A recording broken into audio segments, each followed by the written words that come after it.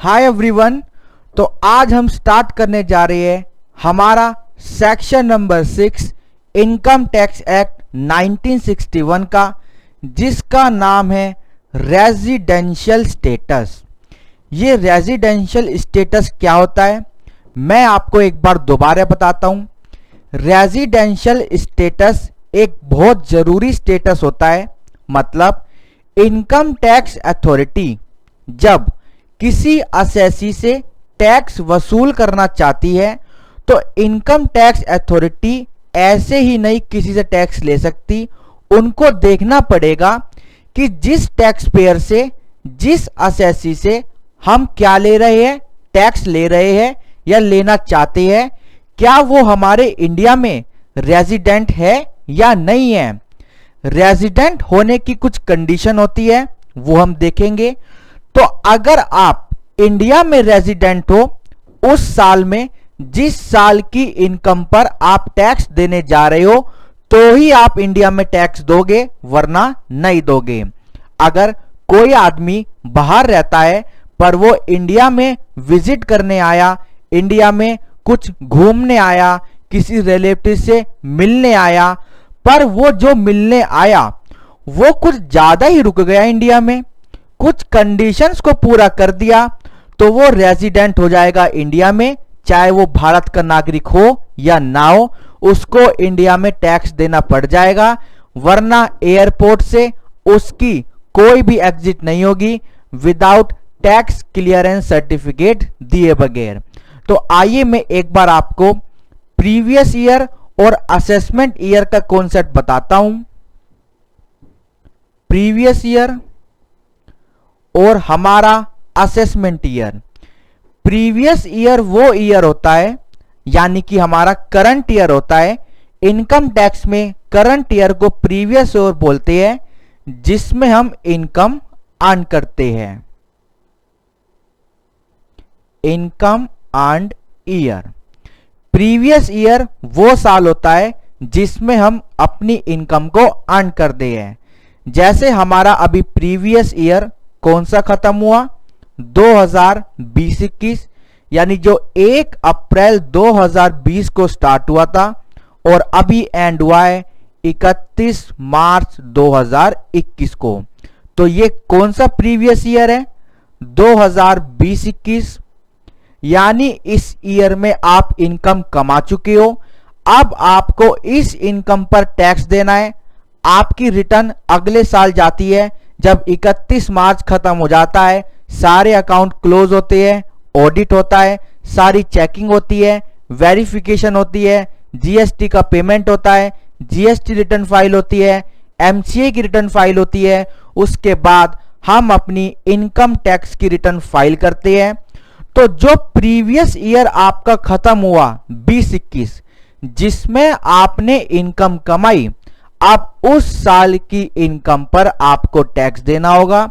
Date is tax payment year on the income. किस income पर?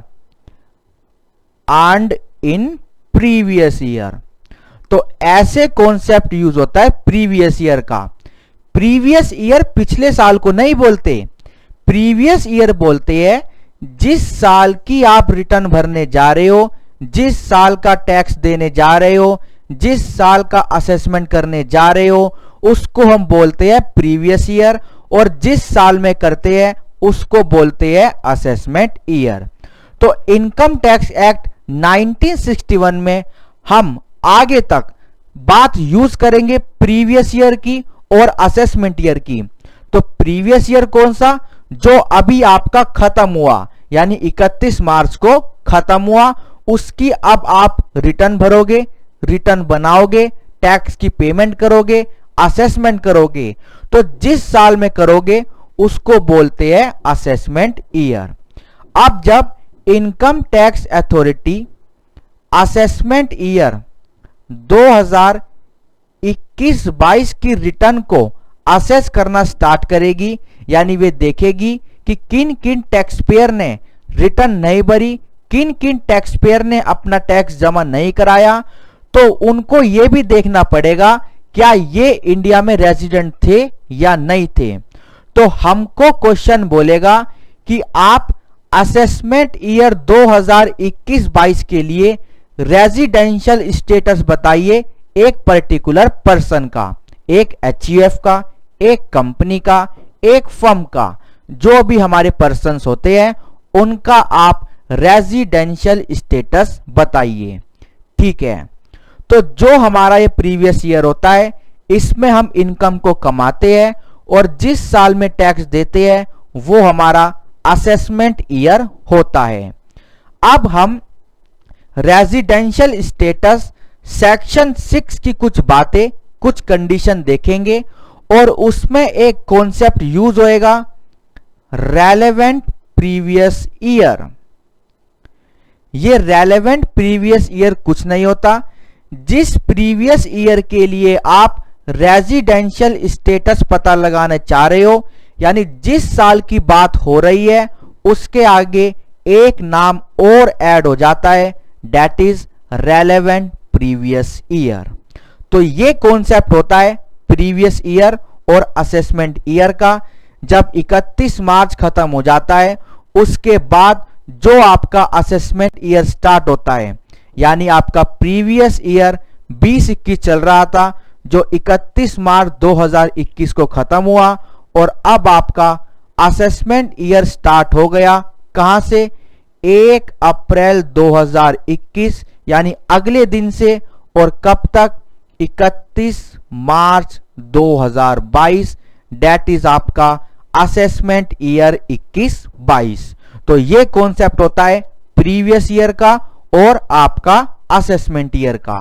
तो चलिए अब हम बात करने जा रहे हैं residential status section number 6। Residential status की बात करने जा रहे हैं, सेक्शन आपका है 6।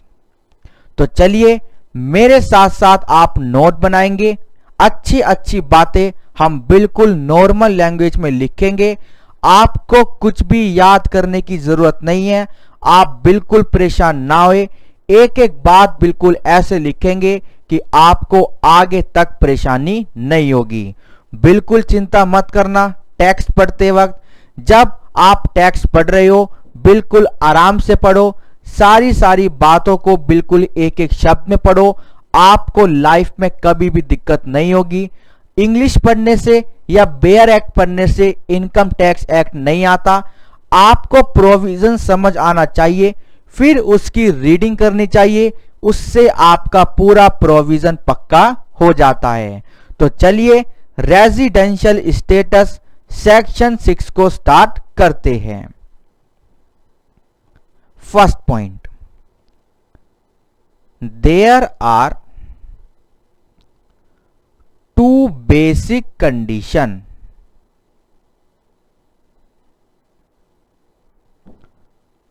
to form an individual।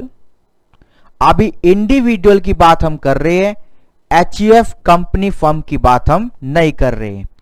To form an individual resident of India. तो हम रेजिडेंशियल स्टेटस क्यों पता लगा रहे हैं? क्योंकि आपके लिए भी यानी असेसी के लिए भी और इनकम टैक्स अथॉरिटी के लिए भी ये बहुत जरूरी है। असेसी के लिए जरूरी क्यों है? अगर वो रेलेवेंट प्रीवियस ईयर में, रेलेवेंट प्रीवियस ईयर मतलब जो भी खत्म हुआ, क्योंकि हम हर साल बात करेंगे, हर साल टैक्स भरेंगे, हर साल रिटर्न भरेंगे, तो हर साल रेजिडेंशियल स्टेटस कैलकुलेट होगा। ये नहीं कहीं आपने पिछले साल कैलकुलेट किया और इस बार नहीं किया। हर साल रेजिडेंशियल स्टेटस देखना होगा। क्या पता मिस्टर राम प्रीवियस ईयर में, प्रीवियस ईयर कौन सा? जिसका अब असेसमेंट होगा, पिछला साल नहीं, यानी आपका करंट ईयर में मिस्टर राम इंडिया में थे ही नहीं, तो मिस्टर राम को प्रीवियस ईयर की इनकम पर टैक्स नहीं देना। तो टैक्स की वसूली कौन करेगा? जिस कंट्री में मिस्टर राम थे। तो असेसी के लिए भी और टैक्स पेयर के लिए भी रेजिडेंशियल स्टेटस जरूरी होता है और हमारी इनकम टैक्स अथॉरिटी के लिए भी जरूरी होता है। इनकम टैक्स अथॉरिटी के लिए जरूरी क्यों होता है? क्योंकि उनको टैक्स की पेमेंट लेनी है। अगर असेसी रेजिडेंट था और टैक्स की पेमेंट नहीं कर रहा तो आप असेसी को कैसे पकड़ोगे? आप दिखाओगे कि मिस्टर राम, आप इंडिया में रेजिडेंट थे, आपने अपनी इनकम टैक्स की रिटर्न क्यों नहीं भरी? हमको जवाब दो, हमारे ऑफिस आओ, ITAT आओ, वरना आपके खिलाफ प्रोसीडिंग चलेगी। तो दोनों के लिए रेजिडेंशियल स्टेटस जरूरी होता है, क्योंकि टैक्स को इंपोज करने से पहले हम देखेंगे कि वो असेसी हमारे इंडिया में पिछले साल मतलब जिस साल की अब रिटर्न जाएगी, मतलब प्रीवियस ईयर में, रेलेवेंट प्रीवियस ईयर में क्या वो रेजिडेंट था या नहीं था। तो इसलिए हम रेजिडेंशियल स्टेटस को पता लगाते हैं। तो हमने क्या लिखा? There are two basic condition to form an individual resident of India, out of which one condition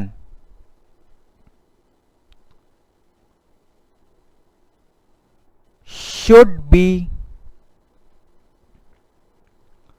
fulfilled by such individual। दो कंडीशन हमें दी गई है, पर अगर उस इंडिविजुअल ने, जिसकी हम बात करेंगे, चाहे मिस्टर राम हो, मिस्टर एक्स हो, मिस्टर जॉन हो, मिस्टर क्रिस गेल हो, कोई भी हो, जिसकी हम बात करेंगे, उसने अगर दो कंडीशन में से किसी एक कंडीशन को पूरा कर दिया तो हमारे इंडिया में वो रेजिडेंट हो जाएगा रेलेवेंट प्रीवियस ईयर में। बार बार बोल रहा हूं, रेलेवेंट प्रीवियस ईयर यानी जिस साल की हम बात कर रहे हैं, बस बात खत्म। तो दो कंडीशन दी गई है, अगर किसी एक कंडीशन को पूरा कर दिया गया तो क्या होगा? वो व्यक्ति, वो पर्सन, वो इंडिविजुअल रेजिडेंट माना जाएगा इंडिया में रेलेवेंट प्रीवियस ईयर में, और अब उस असेसी को टैक्स देना होगा असेसमेंट ईयर में। तो वे दो कंडीशन क्या है, आइए एक बार देखते हैं। हम केस बनाने जा रहे हैं, case 1, case 2, case 3। Case 1, case 2, case 3 यानी कि हम तीन कैटेगरी में इंडिविजुअल को बांटने जा रहे हैं और उन तीन कैटेगरी में दो कंडीशन लिखने जा रहे हैं। जिन दो कंडीशन में से एक कंडीशन को पूरा करना है तो आप रेजिडेंट बन जाओगे इंडिया में। तो चलिए पहले हम इंडिविजुअल को कैटेगराइज करते हैं अपने तीन केसेस में। तो केस नंबर 1 हमारा क्या कहता है, आइए लिखते हैं।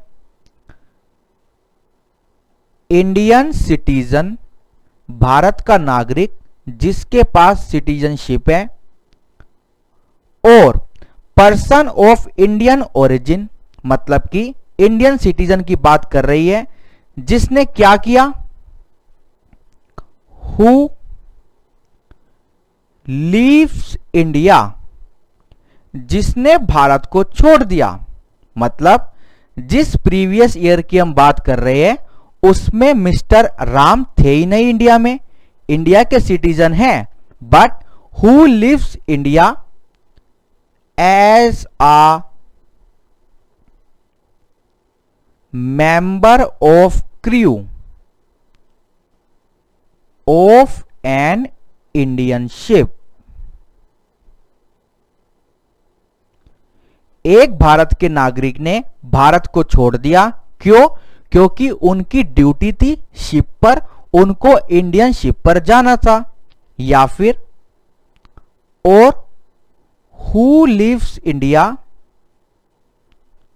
मतलब बात तो इंडियन सिटीजन की हो रही है, और Indian citizen who lives India for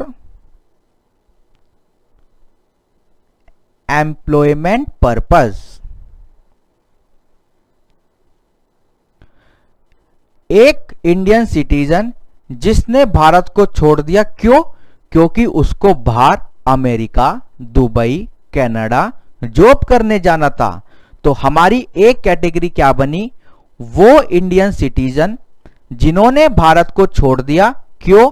क्योंकि उनको इंडियन शिप की ड्यूटी पर जाना था। या फिर वो इंडियन सिटीजन जिन्होंने भारत छोड़ा, किस लिए? For employment purpose. तो अगर ये वाली कैटेगरी है तो इसमें दो कंडीशन क्या निकलेगी वो अभी हम देखेंगे, फर्स्ट, सेकंड। दो कंडीशन क्या निकलेगी वो हम देखेंगे, और उन दोनों में से एक को पूरा कर दिया तो वो इंडियन सिटीजन रेजिडेंट कहलाएगा। एक बात और बता दूं, रेजिडेंशियल स्टेटस अलग चीज है, इंडियन सिटीजनशिप अलग चीज है। ये दोनों चीज को आप क्लब मत करना। और एक अच्छी बात और बताऊं, रेजिडेंशियल स्टेटस का मतलब भारत में रेजिडेंस का आपका जो घर है उससे कोई रिलेटेड नहीं है। जो कंडीशन यहां पे लिखी गई है, इनकम टैक्स एक्ट 1961 ने जो कंडीशन आपको बताई है, उनमें से अगर किसी एक को पूरा कर दिया जाए तो आप इंडियन रेजिडेंट कहलाओगे। तो पहली कैटेगरी हमने देखी उस इंडिविजुअल की जिसकी हम बात कर रहे हैं। कैटेगरी नंबर 2 देखते हैं, इंडियन सिटीजन और person of Indian origin who lives, जो कहां रहता है? Outside India, but came on a visit to India during relevant previous year. Relevant previous year मतलब जिस साल की बात कर रहे हैं। तो दूसरी कैटेगरी हमारी क्या निकली? इंडियन सिटीजन या फिर पर्सन ऑफ इंडियन ओरिजिन जो कहां रहता है? बाहर रहता है, पर भारत का नागरिक है, पर बाहर रहता है, और अब वो इंडिया विजिट करने आया, अपने घर वालों से मिलने आया, घूमने आया during the relevant previous year. तो घूमने आया तो क्या इनकम टैक्स अथॉरिटी टैक्स लगा देगी? लगा देगी। अगर रेजिडेंट बन गया। रेजिडेंट कब बनेगा? जब ये दो कंडीशन जो हम लिखने जा रहे हैं उनमें से अगर किसी एक को पूरा कर दिया तो रेजिडेंट बन जाएगा। घूमने आया था, टैक्स देना पड़ जाएगा। ठीक है, चलिए तीसरी कैटेगरी देखते हैं, फॉर अदर इंडिविजुअल। जो केस 1 और केस 2 में कवर नहीं हुए वो केस 3 में आ जाएंगे, और केस 3 की भी दो कंडीशन है।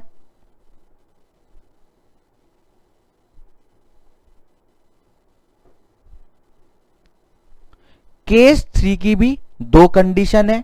किसी एक को पूरा कर दिया तो आप इंडिया में रेजिडेंट हो जाओगे रेलेवेंट प्रीवियस ईयर में जिसकी हम बात कर रहे हैं, और आपको टैक्स देना पड़ जाएगा। ठीक है, तो चलिए तीन कैटेगरी हमारी क्या निकली? सर तीन कैटेगरी हमारी निकली, इंडियन सिटीजन जिन्होंने भारत को छोड़ा क्योंकि इंडियन शिप की ड्यूटी पर जाना था, या फिर भारत को छोड़ा क्योंकि जॉब पर जाना था। दूसरी कैटेगरी भारत के नागरिक या पर्सन ऑफ इंडियन ओरिजिन जो बाहर रहते हैं पर इंडिया आए विजिट पे, घूमने, फैमिली से मिलने। तो अगर उन्होंने बेसिक कंडीशन को पूरा कर दिया तो घूमने आए थे, टैक्स देना पड़ जाएगा। और तीसरी कैटेगरी है हमारी फॉर अदर इंडिविजुअल, चाहे कोई भारत का नागरिक हो या ना हो, चाहे कोई फॉरेन सिटीजन हो, चाहे कोई भारत पहली बार आया हो, मतलब कुल मिला के जो केस 1 और केस 2 में कवर नहीं हुए वो केस 3 में आ जाएंगे। और तीनों केसेस में दो दो बेसिक कंडीशन हमको पढ़नी है। जिन दो बेसिक कंडीशन में से अगर किसी इंडिविजुअल ने एक को भी पूरा कर दिया ना तो इंडिया में रेजिडेंट हो जाएगा और टैक्स देना पड़ जाएगा।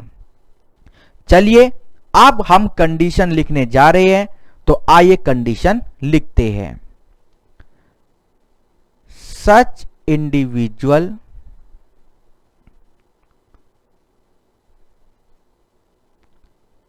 should be in India minimum 182 days or more during relevant previous year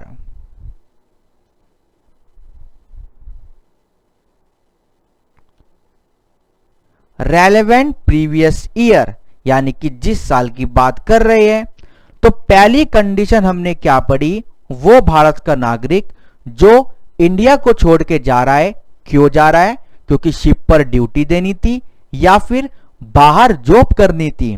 तो अगर वो रेलेवेंट प्रीवियस ईयर में 182 दिन रहकर जा रहा है या फिर जब वापस आया तो रेलेवेंट प्रीवियस ईयर में 182 दिन रह गया।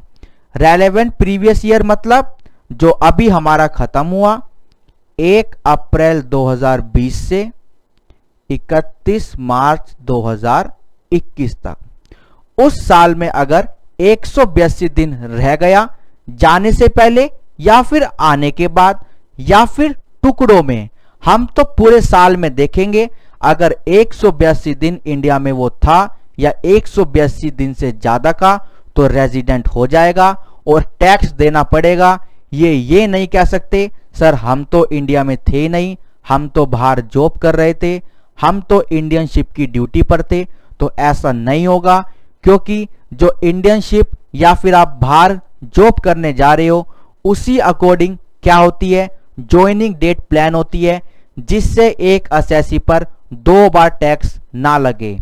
2 बार टैक्स मतलब जिस कंट्री में काम करने जा रहे हैं वहां पे टैक्स लग जाएगा और रेजिडेंशियल स्टेटस के अकॉर्डिंग इंडिया में टैक्स लग जाएगा। तो इसलिए सब कुछ चीज प्लान होती है प्रैक्टिकल लाइफ में। तो पहली कंडीशन हमने देखी 182 दिन की। दूसरी condition, such individual should be in India minimum 182 days or more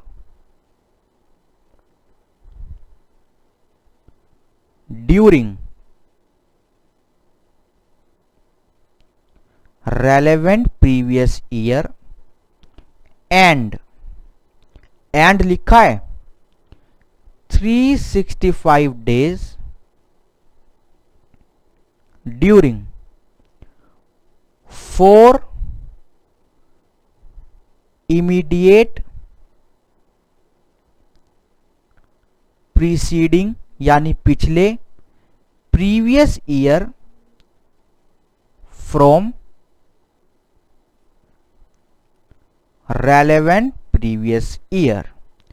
क्या मतलब हुआ, मतलब ये हुआ उस इंडियन सिटीजन को 182 दिन इंडिया में रहना होगा अगर इंडिया का रेजिडेंट बनना है, एंड 182 दिन यानी कि रेलेवेंट प्रीवियस ईयर में जिस प्रीवियस ईयर की बात कर रहे हैं, and 365 days during 4 immediate preceding. 4 immediate preceding मतलब पिछले 4 प्रीसीडिंग ईयर में क्या होना चाहिए, 365 दिन इंडिया में होना चाहिए। ये जो आपको 4 पिछले प्रीवियस ईयर लेने हैं, ये कहां से लेने हैं, जो अभी आपका रेलेवेंट प्रीवियस ईयर खत्म हुआ 2020-21, इसके जो पिछले 4 साल है, इसके जो पिछले 4 साल है, जैसे 2019-20, 2018-19, 2017-18, 2016-17, इन चारों प्रीवियस ईयर में, अब इनको भी प्रीवियस ईयर बोला, मतलब कि इन चारों साल में जिसमें इनकम कमाई, उसमें 365 डेज मिलाकर, 365 डेज मिलाकर इंडिया में होना चाहिए, तो वो मिस्टर राम रेजिडेंट हो जाएगा इंडिया में। तो दूसरी बेसिक कंडीशन हमें क्या पड़ी, 182 दिन रेलेवेंट प्रीवियस ईयर में, जिस साल की बात कर रहे हैं, एंड यानी कि प्लस 182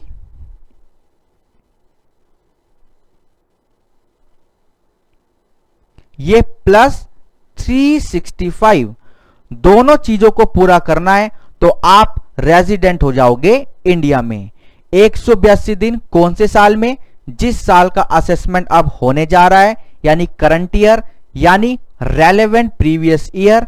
और 365 दिन किस में, जो आपका रेलेवेंट प्रीवियस ईयर है, इसके जो पिछले 4 साल गए हैं, इमीडिएट प्रीसीडिंग 4 प्रीवियस ईयर, इनमें सब में मिलाकर 365 दिन इंडिया में होना चाहिए।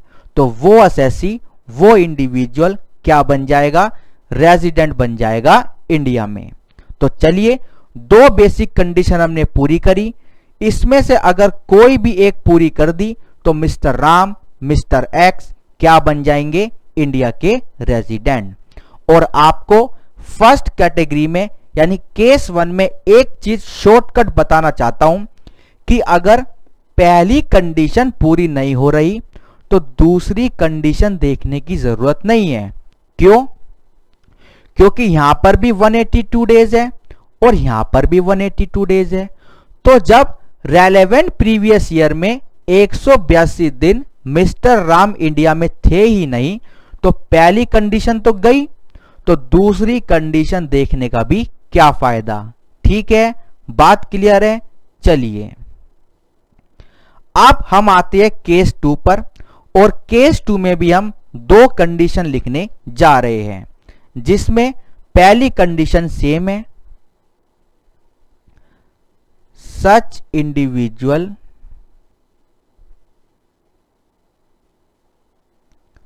should be in India minimum 182 days or more during relevant previous year। तो जो भारत का नागरिक है या फिर पर्सन ऑफ इंडियन ओरिजिन है, जो बाहर रहता है पर इंडिया में आया घूमने, अपनी फैमिली से मिलने, ताऊ चाचा से मिलने, बुआ से मिलने, किसी दोस्त से मिलने, ताजमहल देखने, लाल किला देखने, कुछ भी देखने अगर इंडिया आया, पर वो जो इंडिया आया उसने 182 दिन इंडिया में पूरे कर दिए, चाहे लगातार चाहे टुकड़ों में। किस साल में? रेलेवेंट प्रीवियस ईयर में, यानी 2020-21 में, जिसकी हम अभी बात कर रहे हैं। तो आप घूमने निकले थे, पर क्योंकि आप इंडिया में 182 दिन रुक गए और आप इंडिया के सिटीजन हो या फिर पर्सन ऑफ इंडियन ओरिजिन हो, तो आपको क्या करना होगा, अब इंडिया में टैक्स देना होगा। जितनी भी आप इनकम चाहे कहीं से कमाते हो, इंडिया से कमाते हो चाहे फॉरेन से कमाते हो, आप भारत के नागरिक हो और आपने पहली बेसिक कंडीशन को पूरा कर दिया, तो अब आपको टैक्स देना पड़ेगा इंडिया में। तो ये रेजिडेंट हो जाएंगे अगर पहली कंडीशन को पूरा कर दिया। चलिए दूसरी कंडीशन देखते हैं इस केस में, which is very important. If such individual have, अगर उस इंडिविजुअल की इनकम है, income from other than foreign source, foreign income को हटा के कितनी है, एक्सीड्स ₹15 लाख। अगर उस इंडिविजुअल की इनकम है other than income from foreign source, यानी फॉरेन इनकम हटा के जो भारत का नागरिक इंडिया घूमने आया है उसकी इनकम फॉरेन सोर्स को हटा के कितनी है, 15 लाख है, तो कंडीशन क्या होगी, then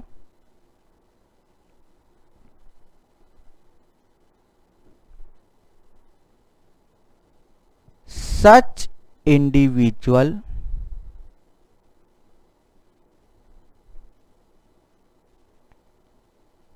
should be in India for minimum 120 days, 120 दिन during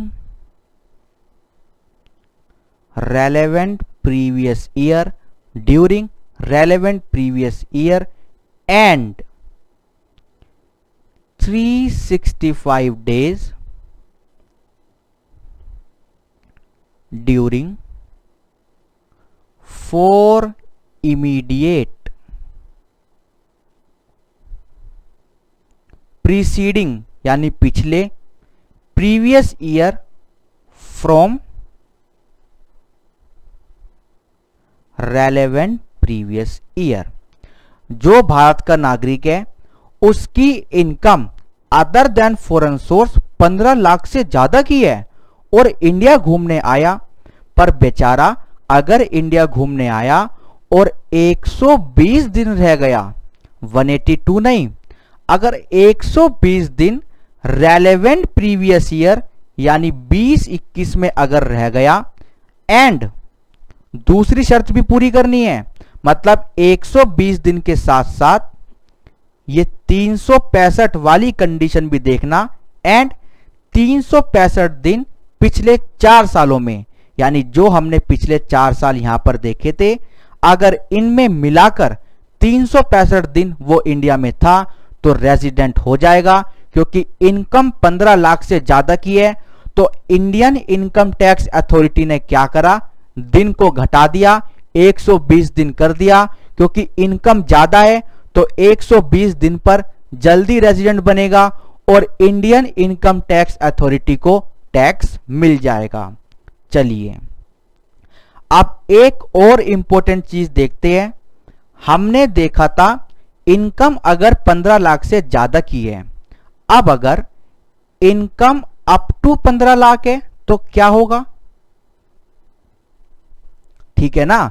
भारत का नागरिक है, विदेश में रहता है, इंडिया घूमने आया और जो फॉरेन सोर्स को हटाकर इनकम है वो 15 लाख तक की है, तो जो ये 120 दिन है ना, ये 182 डेज हो जाएंगे, ठीक है।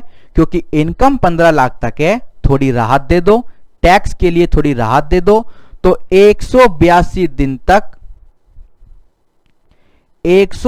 दिन तक वो इंडियन सिटीजन जो भारत घूमने आया है घूम सकता है। 182 दिन यानी कि आप 181 दिन तक घूम सकते हो, पर अगर 182 दिन हो गए तो आप इंडिया में रेजिडेंट मान लिए जाओगे और आपके ऊपर टैक्स लग जाएगा, ठीक है। चलिए अब हम देखने जा रहे हैं अपने केस 3 यानी कैटेगरी नंबर 3 की 2 बेसिक कंडीशन, आइए उनको भी लिखते हैं। सच इंडिविजुअल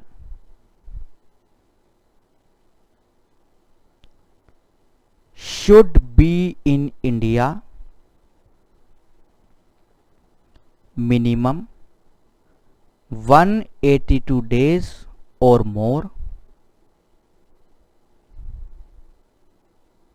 कम से कम 182 दिन या फिर उससे ज्यादा। 182 दिन अगर पूरे हो गए तो इंडिया में रेजिडेंट मान ले जाओगे। ड्यूरिंग रेलेवेंट प्रीवियस ईयर, तो जो केस 1 और केस 2 में कवर नहीं हुए, चाहे भारत के नागरिक हो चाहे फॉरेन के नागरिक हो, चाहे इंडिया पहली बार आए हो, चाहे कोई भी पर्पज हो, यानी जो केस नंबर 3 में आए उनके लिए बेसिक कंडीशन पहली क्या निकली, वो इंडिविजुअल भारत में होना चाहिए 182 दिन या उससे ज्यादा, किस साल में, जिस साल का असेसमेंट होने जा रहा है, यानी relevant previous year.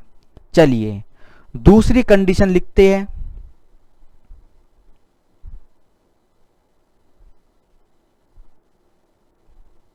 Such individual should be in India minimum 60 days, सिर्फ 60 दिन, और मोर during relevant previous year and, क्या लिखा है, एंड 365 डेज और मोर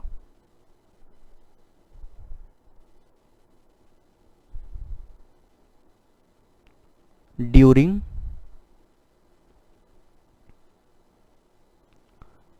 फॉर इमीडिएट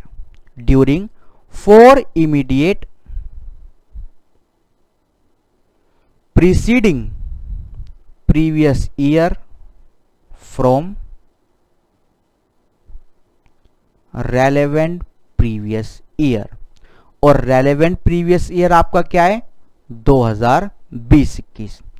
तो जो हमने 182 दिन पढ़े थे, ये वाले या हमने 120 दिन पढ़े थे, वो अब कितने हो गए, सिर्फ 60 दिन। अगर कोई भी पर्सन वेस्ट इंडीज से, कोई क्रिस गेल आया हो, कोई एक्टर आया हो, निक जोन्स आए हो, ओबामा आए हो, डोनाल्ड ट्रंप आए हो, मिस्टर जोन आए हो, मिस्टर एक्स आए हो, कोई भी आए हो, अगर 182 दिन पूरे कर दिए इंडिया में तो रेजिडेंट बन गए, टैक्स देना पड़ेगा। या फिर 182 दिन पूरे नहीं करे पर दूसरी बेसिक कंडीशन को पूरा कर दिया, मतलब इंडिया में 60 दिन पूरे कर दिए रेलेवेंट प्रीवियस ईयर में, एंड पहले भी कभी आए थे, यानी पिछले 4 सालों में मिलाकर 365 दिन अगर पूरे कर दिए तो इंडिया में रेजिडेंट हो जाओगे और सारी इनकम पर टैक्स देना पड़ जाएगा। ठीक है, बात क्लियर है। तो चलिए, यह था हमारा पूरा कॉन्सेप्ट किसका, रेजिडेंशियल स्टेटस का। हमने 3 केस देखे, उन 3 केस में दो बेसिक कंडीशन देखी। जिन 2 बेसिक कंडीशन में अगर किसी एक को पूरा कर दिया तो रेजिडेंट बन जाओगे और इंडिया में टैक्स देना पड़ेगा। रेजिडेंशियल स्टेटस क्यों देख रहे हैं, क्योंकि इंडियन इनकम टैक्स अथॉरिटी को टैक्स लेना है और आपको यानी असेसी को टैक्स से बचना है, तो दोनों कैलकुलेशन करेंगे अपना रेजिडेंशियल स्टेटस चेक करने में। तो इसलिए रेजिडेंशियल स्टेटस को देखा जाता है क्योंकि उसी के अकॉर्डिंग टैक्स लगता है। पहले वाले केस में आप 2 में से एक कंडीशन भी देख सकते हो क्योंकि दोनों में ही 182 दिन है, अगर पहली पूरी नहीं हुई तो दूसरी ऑटोमेटिकली पूरी नहीं होगी। तो ये थी हमारी तीनों कंडीशन किसकी, तीनों केस रेजिडेंशियल स्टेटस के। सेक्शन है हमारा 6 जो अब हम बुक से देखेंगे। Section number 6 residential status.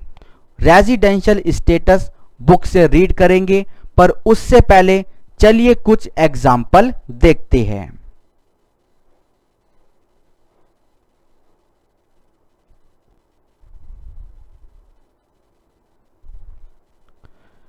तो आइए एक एग्जाम्पल देखते हैं कि एग्जाम्पल हमें क्या कहता है और उससे आपको पता लग जाएगा कि हमको रेजिडेंशियल स्टेटस कैसे पता लगाना है और कैसे क्वेश्चन आता है। तो मिस्टर अभिषेक जैन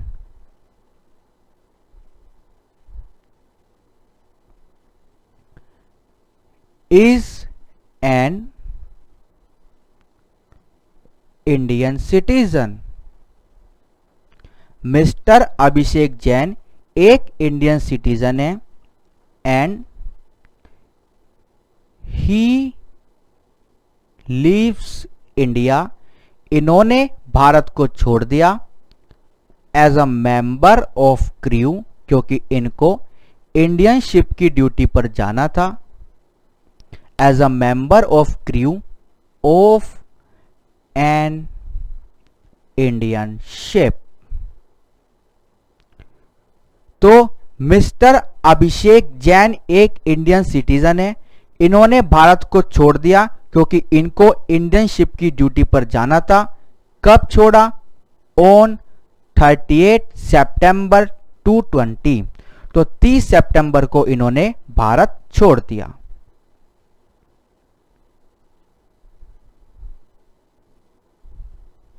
ठीक है, अब क्वेश्चन आपसे क्या कहता है?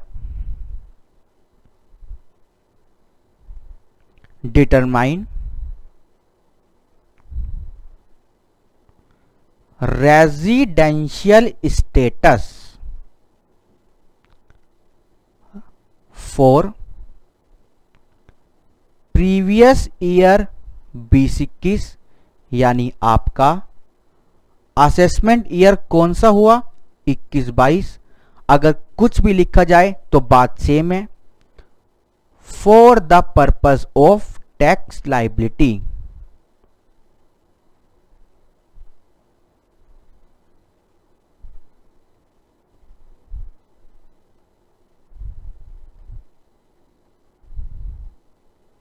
चलिए क्वेश्चन क्या कहता है कि आप रेजिडेंशियल स्टेटस बताओ प्रीवियस ईयर 2021 के लिए, यानी ये आपका क्या है?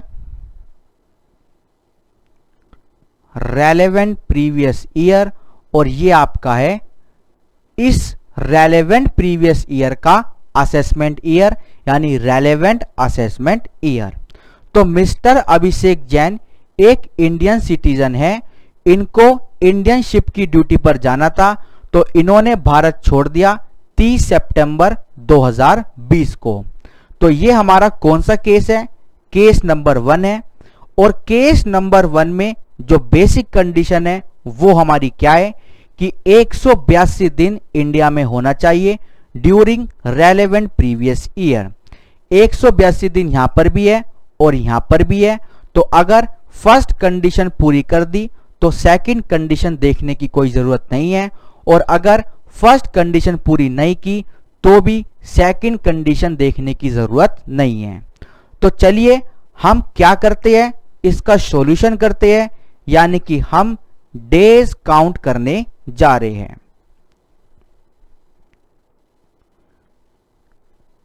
Period of stay of mister Abhishek Jain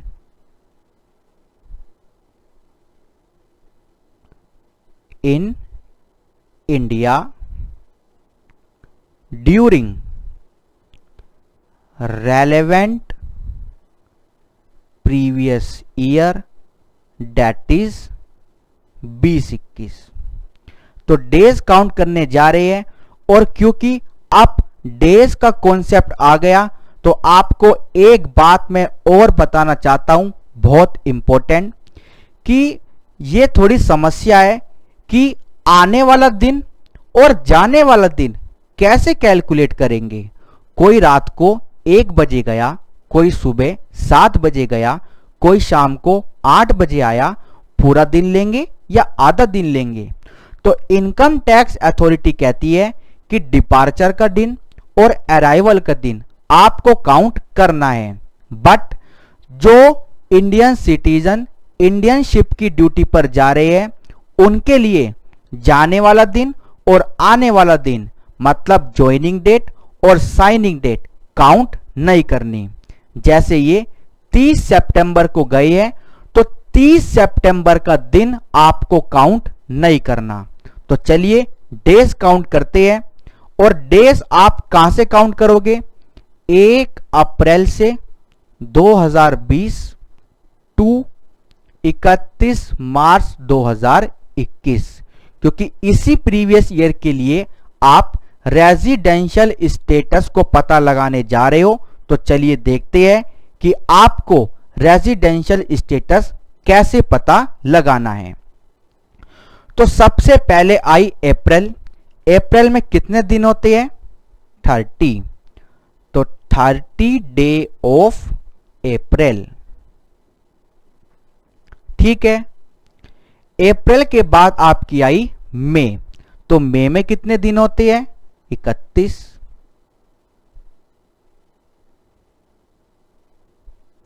बिल्कुल ठीक है। उसके बाद आती है जून। जून में कितने डेज होते हैं? 30।